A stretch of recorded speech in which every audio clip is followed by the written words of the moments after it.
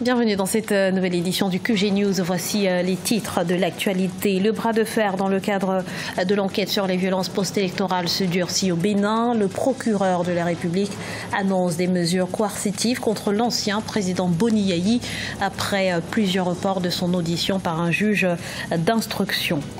Un nouveau code des investissements verra bientôt le jour au Gabon. Objectif, drainer davantage de capitaux pour favoriser la création d'emplois. Priorité numéro 1 du gouvernement. Et puis rien n'arrête la créativité fiscale. Pour boucler son budget pour l'exercice 2019-2020, le gouvernement tanzanien a décidé d'introduire une taxe de 25% sur les cheveux importés et de 10% sur les perruques produites localement. Mais tout d'abord, 24 novembre 2019, c'est la date retenue pour la tenue de l'élection présidentielle en Guinée-Bissau. L'annonce a été faite ce mardi après des concertations entre le président José Mario Vaz, les 49 partis politiques légaux, le gouvernement et la Commission nationale des élections. Une annonce qui n'a pas pour autant débloqué le contentieux autour de la composition du bureau de l'Assemblée nationale. Contentieux qui est d'ailleurs l'une des principales raisons du retard accusé dans la désignation d'un nouveau Premier ministre. La justice est-elle instrumentalisée au Bénin? Eh bien, la question agite l'opinion publique alors que le procureur de la République a annoncé ce mardi des mesures coercitives à l'encontre de l'ancien président Thomas Boni Yayi. Il est soupçonné d'être personnellement impliqué dans les violences post-électorales de début mai. On fait le point tout de suite dans ce sujet de la rédaction. Des mesures coercitives contre l'ancien président Thomas Boni Yayi. Le procureur de la République, près du tribunal de Cotonou, l'a évoqué au cours d'un point de presse mardi 18 juin 2019. En résidence surveillée depuis plusieurs semaines, l'ex-chef d'État n'a pu être écouté par le juge d'instruction en charge des enquêtes sur les violences post-électorales. Ceci en raison de son état de santé jugé critique par ses avocats. Des interrogatoires et des pièces au dossier. Il résulte une implication personnelle de l'ancien président de la République, M. Boni Yayi. Le refus de M. Boni Yayi de se prêter aux questions du juge d'instruction, en dépit de la prévenance et de la délicatesse observée à son égard, a conduit à présent le juge à envisager à son encontre la mise en œuvre de mesures coercitives. Les émeutes post-électorales de mai 2019 à Kadjioun, à proximité du domicile de l'ex-président, avaient été réprimées par les forces de l'ordre. Une répression des manifestations qui avait occasionné au moins 4 morts et plusieurs blessés, selon l'ONG Amnesty International. Vous avez entendu le procureur dire que le juge d'instruction a pris des mesures coercitives. Ça veut dire que le procureur de la République se comporte comme le porte-parole du juge d'instruction. Ça veut dire que le procureur se confond au juge d'instruction. Ça veut dire que le procureur, c'est lui qui donne des ordres au juge d'instruction. C'est inadmissible. Ce qui se joue, c'est la déconfiture de notre système judiciaire. Yayi Boni est un symbole. Il a le symbole d'une région de notre pays. Il ne faut pas douter de ça. Il a aujourd'hui le symbole de la région nord et centre du pays. Il ne faut pas douter de ça. Et quand vous voulez vous attaquer à quelqu'un comme ça, vous devez réfléchir par 2 fois. S'attaquer à quelqu'un comme ça, de manière aussi légère, c'est peut-être vouloir volontairement soi-même mettre la République en péril. Selon de nombreux experts, l'instabilité politique au Bénin demeure la résultante de l'exclusion des partis de l'opposition aux législatives du 28 avril 2019. De récents affrontements entre l'armée et les populations du centre et nord du Bénin, notamment de Tchaourou, ville d'origine de Thomas Boni Yayi, ont suscité de vives inquiétudes. Nous demandons à l'État plus de sécurité. Ce sont les mots d'un habitant des villages d'Ogon après le drame de ce lundi. Une nouvelle tuerie perpétrée dans 2 localités du centre du Mali a fait au moins 38 morts et de nombreux blessés. Le gouvernement a qualifié cette attaque de terroriste. Des renforts de l'armée malienne ont été déployés ce mercredi aux environs des 2 villages concernés afin de traquer les responsables et sécuriser les populations locales. Le Gabon à la conquête des investisseurs. L'État planche actuellement sur l'élaboration d'un nouveau code des investissements, une approche pragmatique pour rendre le pays plus attractif et de facto donner un coup d'accélérateur à l'économie. Les détails avec Nathalie Mo. L'élaboration d'un nouveau code des investissements est en cours au Gabon. Il s'agit pour le gouvernement de favoriser la politique d'investissement et la protection des investissements, des mesures incitatives pour rendre le climat des affaires plus attractif au Gabon.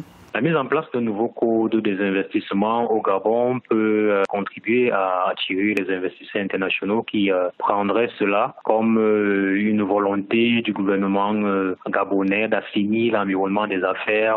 La démarche actuelle du gouvernement vise à favoriser la création d'emplois et à restaurer la confiance des opérateurs économiques. Une dynamique qui s'aligne avec les priorités présentées lors du discours à la nation du président Ali Bongo le 8 juin 2019. Il ne suffit pas de créer un nouveau code ou alors de mettre en œuvre un nouveau code des investissements pour attirer les investisseurs. Il y a bien d'autres éléments accompagnateurs, notamment une mise en œuvre efficace des réformes dans le secteur juridique, notamment celui du droit des affaires, des incitations fiscales. Les bases du nouveau code des investissements ont été posées en septembre 2018 par le gouvernement avec le soutien de la Banque mondiale. Selon le rapport Doing Business 2019, le Gabon est l'un des pays les plus réformateurs du continent africain.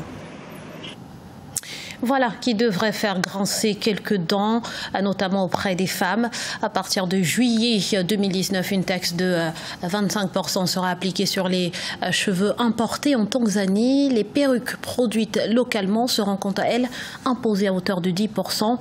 Une mesure qui devrait permettre au gouvernement de boucler son budget pour l'exercice 2019-2020. Les détails avec Amenedji. Le gouvernement tanzanien a introduit une taxe de 25% sur les perruques et extensions de cheveux importées et 10% sur celles fabriquées localement. Cette mesure, selon les autorités, devrait permettre de mobiliser les ressources nécessaires pour financer le budget de l'exercice fiscal 2019-2020. Sauf que l'initiative n'est pas du goût de tous. Sans surprise, les importateurs, détaillants, coiffeuses et de nombreux clients se plaignent de la décision. Je suis cliente. Si le prix des perruques augmente, cela nous affectera. Les perruques de l'étranger sont chères et cela signifie que nous ne pourrons plus nous faire belles. Le gouvernement devrait laisser le coût initial tel quel. Zoura, une coiffeuse exerçant ses activités à Dar es Salaam, la capitale tanzanienne, aurait préféré une autre cible pour les mesures fiscales du gouvernement. Selon elle, des taxes devraient être imposées plutôt sur les produits alcoolisés par exemple. Ils auraient dû augmenter les taxes sur l'alcool et non sur les cheveux, car l'alcool crée plus de problèmes, les personnes développent une dépendance, cela bouleverse les familles. Ils auraient dû laisser les cheveux pour que nous puissions continuer à travailler pour obtenir des clients.